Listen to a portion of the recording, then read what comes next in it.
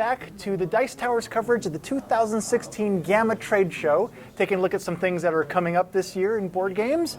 And this time we have something very interesting that's coming up in the world of board games, because I'm joined by Thomas from Lynnvander Studios, owner and designer there. And so why don't you give us a little background of who you are and segue into what you have coming up? Okay, so I come from the film background, and for many years just making movies and television in Canada. Okay. I got to go to a lot of conventions, and I got to meet a lot of board game creators, designers, and companies, but I was never in the industry. Okay. After a dare, I made a board game. On a dare? On a dare. Made a board game. Now I've made a few, and one of the board games was a sci-fi worker placement parody. I got to meet and know Catalyst Games for quite a while, so Lauren at Catalyst Games, and we'd play games and stuff together. We started working on a Shadowrun game together. Oh. And the next thing you know, he plays this sci-fi worker placement game called Deep 5. Okay. And it's still being assembled and shipped here at the moment, so it's not quite in retail. It's in production. It's in production, yep. And he liked the sci-fi funniness of it and presented me with the opportunity to work on the license Galaxy Quest. From the movie Galaxy Quest. The Galaxy Quest, yes. Never the give up. ultimate sci-fi comedy. Never surrender, that's right.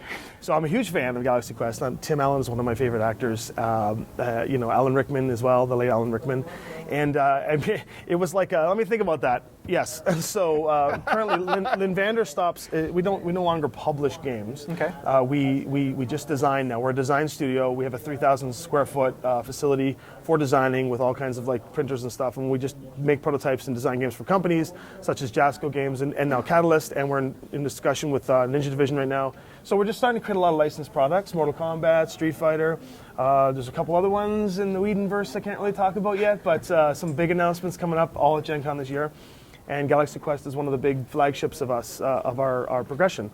Excellent. Yeah, so it's, Galaxy Quest it is. So, how far into the development is the Galaxy Quest game? Do you know what kind of mechanics it's going to use? And so I just found out that the Catalyst announced that they were doing Galaxy Quest, I believe, yesterday. Yes. We didn't even know they were going to. But the good news is that for the last couple of months we've been developing this game. Excellent. We have a prototype here at GAMA. The prototype is in its final stages. I'd say we were about 95% done the mechanics. Everything's been approved and we're moving forward. It's a fully cooperative, total slapsticky humor, kind of fun worker placement style game taking place on the ship.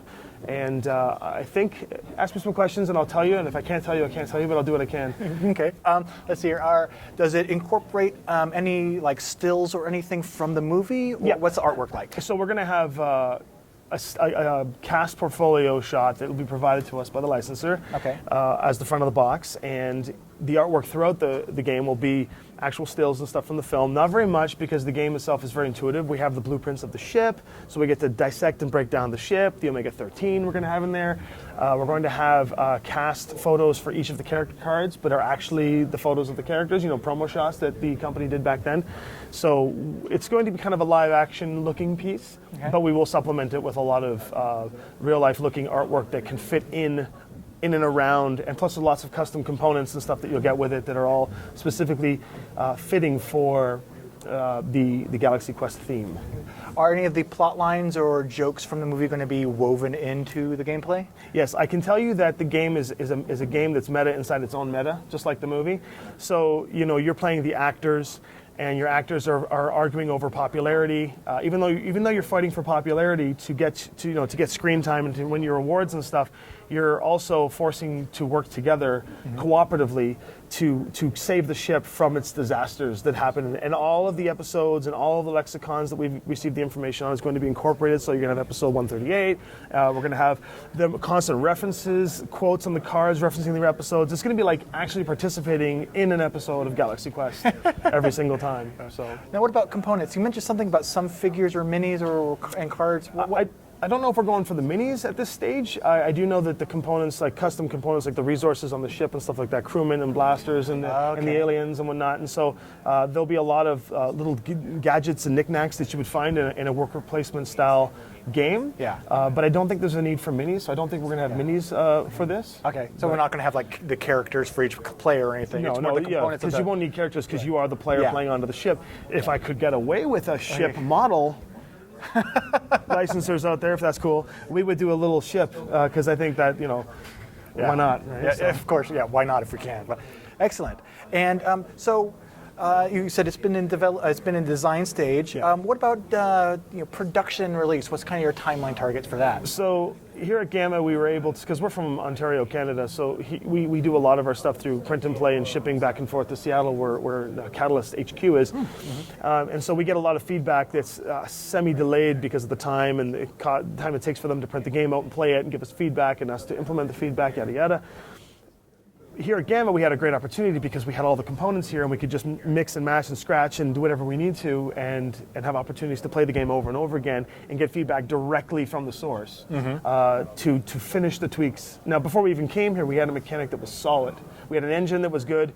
Everybody was green-lighting the engine and moving forward, but we just need to, just over the hump, just a couple last little tweaks to make it balanced, to make it challenging, to make it funnier, whatever we could do. So.